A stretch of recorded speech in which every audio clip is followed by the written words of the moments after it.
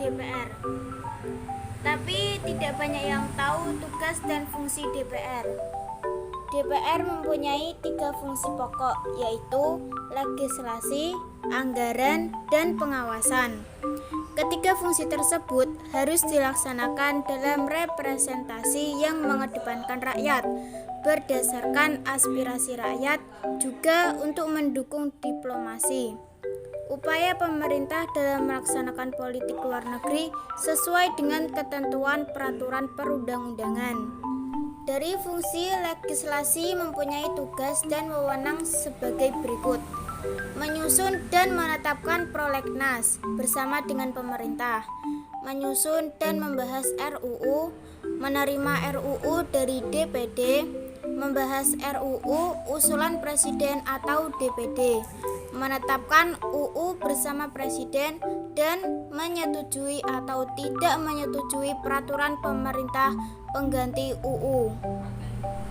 Sementara fungsi anggaran yaitu membahas dan memberikan persetujuan atau tidak memberikan persetujuan terhadap RUU tentang APBN, memperhatikan pertimbangan DPD atas RUU APBN dan RUU terkait pajak, pendidikan, dan agama, menindaklanjuti pemeriksaan keuangan negara dari BPK, memberikan persetujuan atas pemindahtanganan aset negara.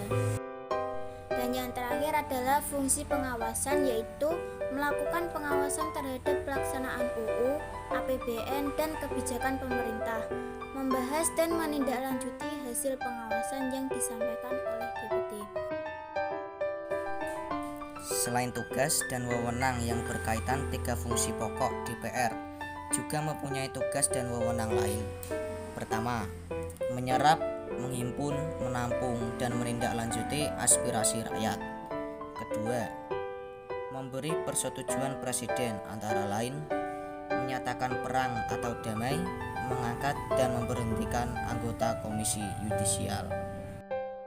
Ketiga, memberikan pertimbangan Presiden dalam hal pemberian amnesti dan abolisi, mengangkat duta besar dan menerima penempatan duta besar negara lain.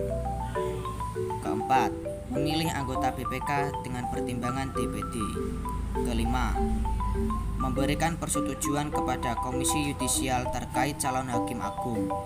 Keenam, memilih 3 orang hakim agung untuk diajukan pada Presiden.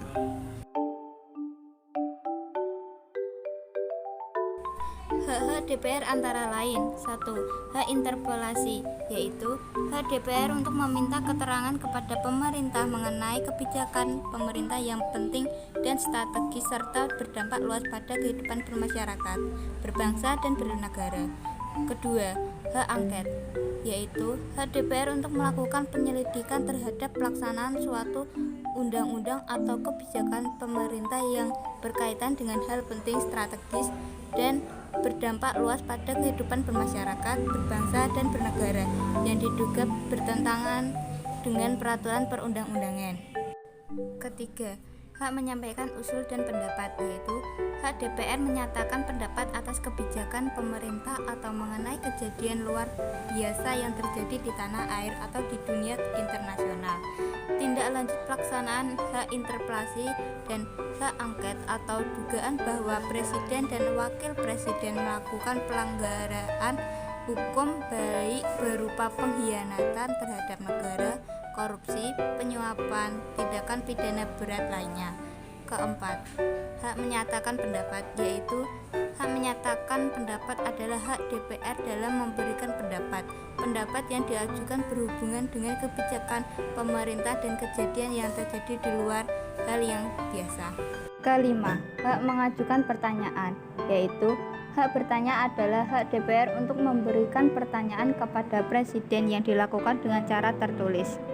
Keenam, hak imunitas adalah hak yang tidak dapat dibantah atau digugat di pengadilan.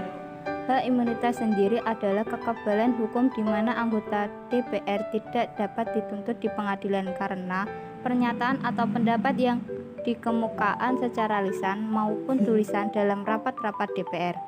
Namun, hak imunitas ini bisa digunakan sepanjang anggota tidak melanggar yang bertentangan dengan peraturan tata tertib dan kode etik.